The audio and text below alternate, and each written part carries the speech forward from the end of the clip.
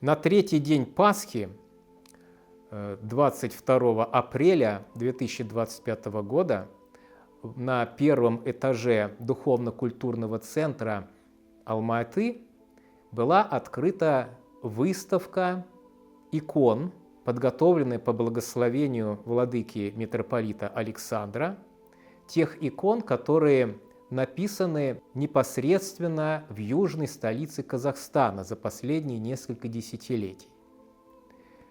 Пусть наш южный город находится в значительном отдалении от прославленных центров иконописи русской церкви, но тем не менее в последние 3 десятилетия в Алма-Ате создана и успешно осуществляет свою деятельность замечательная школа иконописи.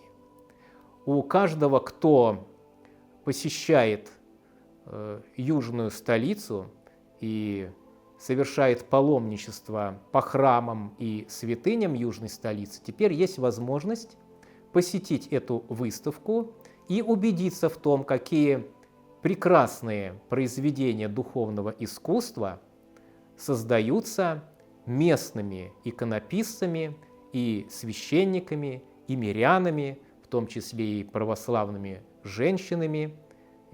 Какие замечательные иконы они пишут, иконы, украшающие многие храмы и дома благочестивых прихожан.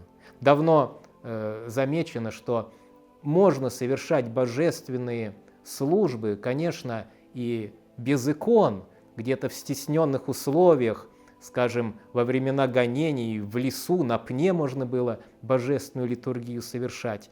Можно, но вот нельзя представить себе храмы православные, в которых бы не было икон. Икона – это окно в духовный мир. Находясь перед иконой, совершая внимательно молитву, человек сосредотачивается в молитве, молящийся человек, и мысленно переносится туда, где пребывает сам Господь наш Иисус Христос со своими святыми, приобщается к благодати Небесного Царства. Сегодня впервые мы по благословению Его Высокопреосвященства митрополита Александра открыли выставку икон наших и не только наших, не только нашей мастерской иконописной, но также и всех иконописцев, которые живут и работают в Алма-Ате. Конечно же, у нас еще много вершин не взятых, и наше несовершенство, как я уже говорил, покрывается только милостью Божией. Есть еще к чему стремиться. Церковь за много лет своего существования, как говорил Алексей Мечев,